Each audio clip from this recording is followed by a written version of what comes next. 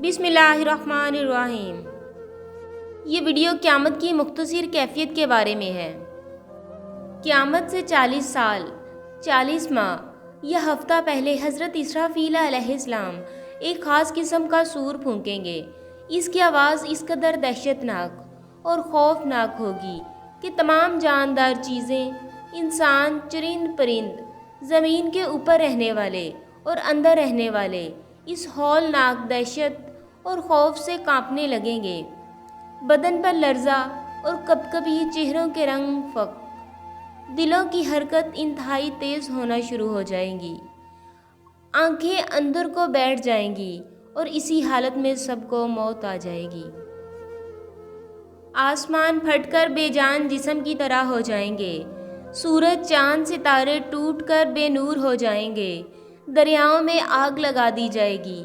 इंसान पतंगों की तरह हवा में उड़ते फिरेंगे।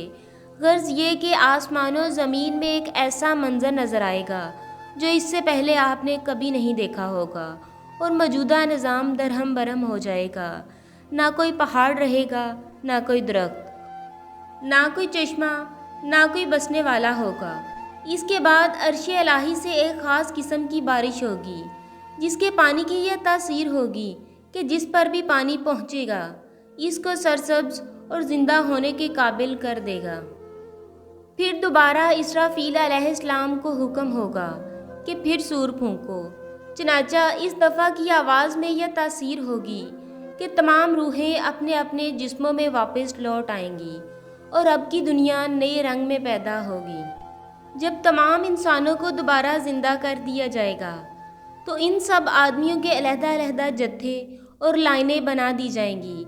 यहूदियों की एक लाइन, अंसारी की एक लाइन, मुशरकीन की एक लाइन और मुसलमानों की एक लाइन में अलहदा-अलहदा खड़ा कर दिया जाएगा। और फिर हर पैगंबर की जमात में नेकों को एक जगह और बदों को एक जगह, नमाजियों और रोज़ादारों को अलहदा-अलहदा जगह पर खड़ा किया जाएगा। गर्ज ये कि हर किस्म के लोग जुदा जुदा लाइनों में खड़े कर दिए जाएंगे और इसी तरतीब के साथ अल्लाह की पुलिस यानी फरिश्ते खुदा की अदालत में पेश करेंगे। इसके बाद आसमान खोला जाएगा ताकि फरिश्ते इंसान के नामा इमाल लेकर वहाँ से उतरें और ज़ाहिर हों। फिर जिसके दाहिने हाथ में नामा अमाल दिया जाएगा वो खुश होकर फरिश्तों से कहेगा, लो पढ़ो मेरी किताब जिसमें मेरी सरासर भलाई ही भलाई है।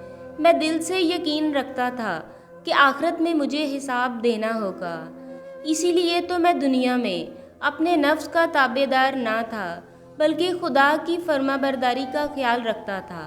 बस ऐसा शख्स ही पसंदीदा ऐशो आराम में होगा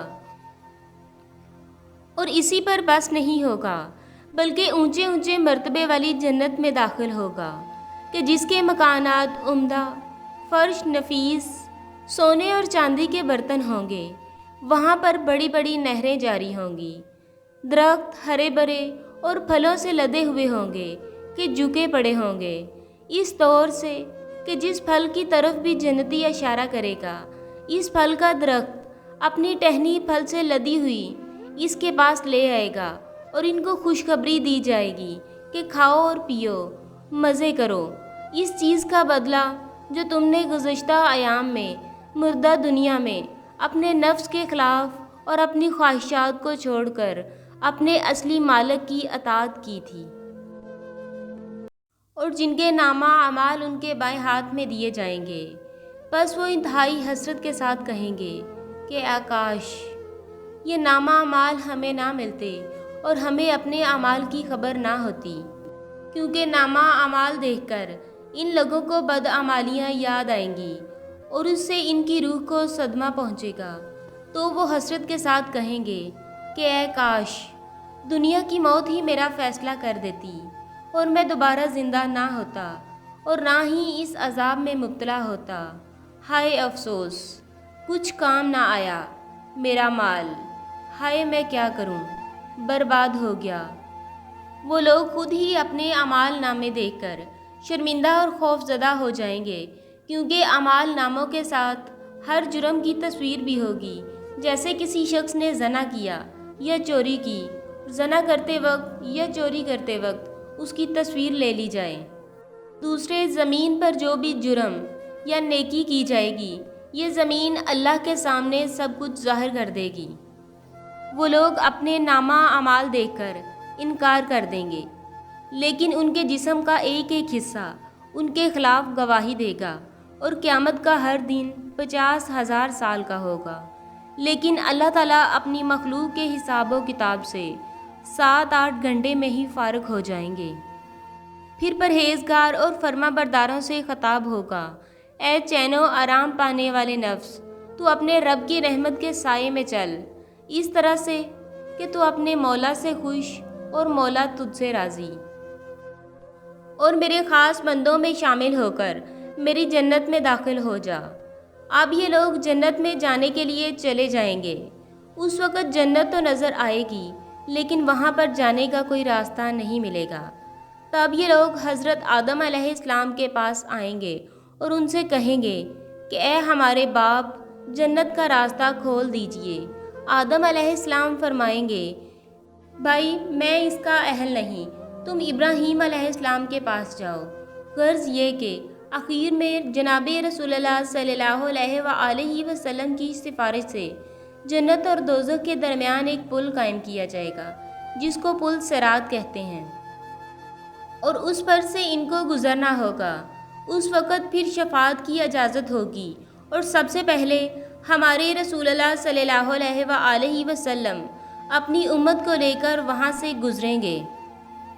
پس پیغمبروں کی اطاعت کرنے والے مسلمان حضور صلی اللہ علیہ وآلہ وسلم کی شفاعت کی بدولت اپنے اپنے اعمال اور درجے کے حساب سے اس پل کو اس طرح عبور کریں گے کہ بعض تو پلک جھپکنے کی مقدار میں اس کو پار کر لیں گے، اور بعض بجلی کی طرح گزر جائیں گے، اور بعض لوگ ہوا کی طرح ذرا سی دیر میں یہاں سے پار ہو جائیں گے۔ حتیٰ کہ ادنا درجے کا مسلمان جو گناہوں میں ڈوبا ہوگا، گرتے پڑتے 7,000 سال میں اس پل کو پار کرے گا۔ اور جب یہ لوگ وہاں سے گزر کر جنت کی طرف روانہ کیے جائیں گے، اور جب جنت کے پاس پہنچ جائیں گے تو ان کے دروازے ان کے انتظار میں پہلے ہی کھلے ہوں گے، تاکہ ان کے اندر داخل ہونے میں ان کو ذرا بھی دیر نہ لگے۔